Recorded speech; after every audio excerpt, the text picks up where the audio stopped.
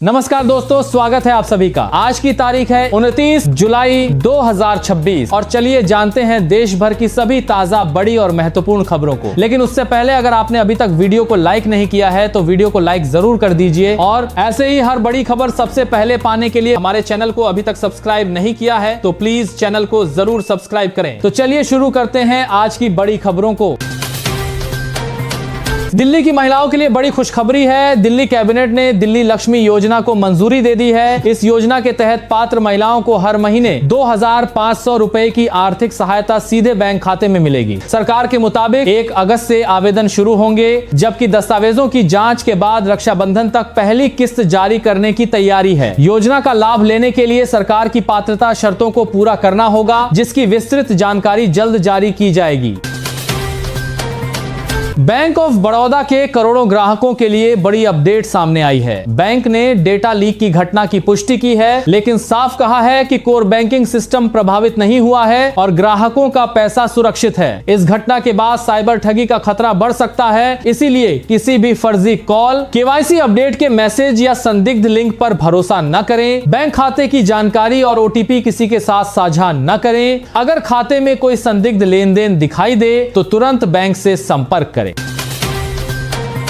NEET छात्र आंदोलन को लेकर सुप्रीम कोर्ट ने बड़ा आदेश दिया है। कोर्ट ने कहा है कि प्रदर्शन के दौरान हिरासत में लिए गए 18 साल से कम उम्र के सभी छात्रों और जिनका कोई आपराधिक रिकॉर्ड नहीं है, उन्हें तुरंत रिहा किया जाए। साथ ही कोर्ट ने अगली सुनवाई तक छात्रों के खिलाफ कोई सख्त कार्रवाई न करने का निर्देश दिया है। इसके अलावा पुलिस को प्रदर्शन से जुड़े डिजिटल रिकॉर्ड और सीसीटीवी फुटेज सुरक्षित रखने के लिए भी कहा गया है।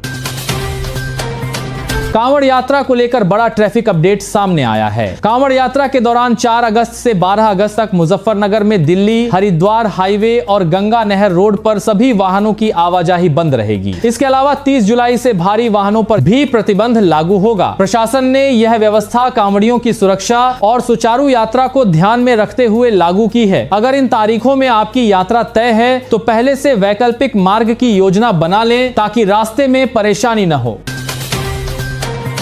देश के कई राज्यों में अगले कुछ घंटे भारी पड़ सकते हैं। मौसम विभाग ने 29 जुलाई के लिए 16 राज्यों में तेज बारिश, आंधी और बिजली गिरने की चेतावनी जारी की है। कई इलाकों में 70 से 90 किलोमीटर प्रति घंटे की रफ्तार से हवाएं चलने की संभावना है। दिल्ली, उत्तर प्रदेश, बिहार, झारखंड, राजस्थान, पंजाब, हिमाचल प्रदेश, उत्तराखंड और जम्मू कश्मीर सहित कई राज्यों में भारी बारिश का अलर्ट। लोगों से पेड़ों, बिजली के खंभों और जलभराव वाले इलाकों से दूर रहने तथा मौसम विभाग की सलाह का पालन करने की अपील की गई है।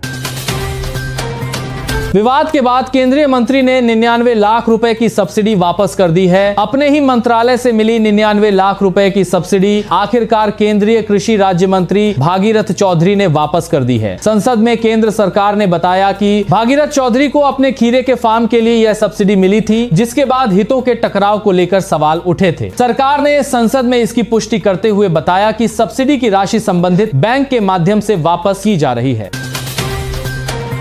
छात्र आंदोलन में शामिल युवाओं को महाराष्ट्र सरकार ने बड़ी राहत दी है। महाराष्ट्र के मुख्यमंत्री देवेंद्र फडणवीस ने छात्र आंदोलन में दर्ज मामलों को वापस लेने का बड़ा फैसला किया है। उन्होंने गृह विभाग को प्रदर्शन के दौरान युवाओं पर दर्ज मामलों को वापस लेने की प्रक्रिया शुरू करने के निर्देश दिए। हालांकि यह कार्रवाई अदालत की मंजूरी मिलने के बाद पूरी की जाएगी। सरकार का कहना है कि इस फैसले से छात्रों का भविष्य प्रभावित नहीं होगा।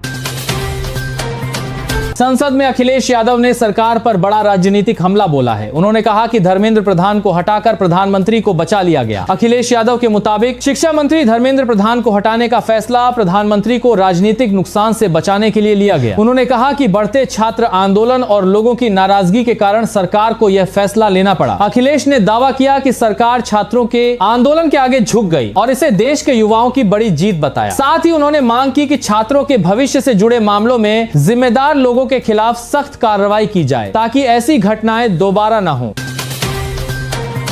चारधाम यात्रा पर जाने वाले श्रद्धालुओं के लिए बड़ी खबर है। भारी बारिश और लगातार भूस्खलन के चलते 28 और 29 जुलाई तक चारधाम यात्रा अस्थायी रूप से रोक दी गई है। प्रशासन ने श्रद्धालुओं की सुरक्षा को देखते हुए यह फैसला लिया है। मौसम सामान्य होने और रास्ते सुरक्षित होने के बाद ही यात्रा दोबारा शुरू की जाएगी। अगर आप यात्रा की योजना बना रहे हैं तो निकलने से पहले प्रशासन की नई एडवाइजरी जरूर देख लें।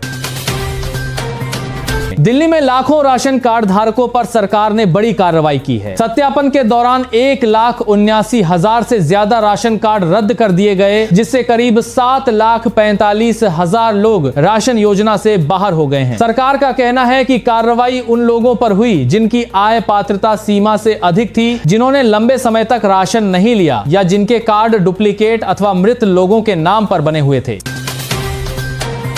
साईं बाबा के दरबार में करोड़ों की आस्था एक बार फिर देखने को मिली है। शिरडी साईं मंदिर में आंध्र प्रदेश के वेल्लोर से आए परम साईं भक्त श्रीनिवास राव ने 642 ग्राम वजनी सोने का मुकुट अर्पित किया है। इस मुकुट की अनुमानित कीमत करीब 1 करोड़ रुपए बताई जा रही है। इसकी खास बात यह है कि इसे नवग्रहों की आकृतियों के साथ तैयार किया गया है, जो इसे बेहद अनोखा बनाता है। मंदिर ट्रस्ट ने बताया कि मुकुट को धार्मिक विधि विधान के साथ बाबा के चरणों में समर्पित किया गया। श्रद्धालु ने अपनी अटूट श्रद्धा और मनोकामना पूरी होने पर यह अनमोल भेंट साईं बाबा को अर्पित की है।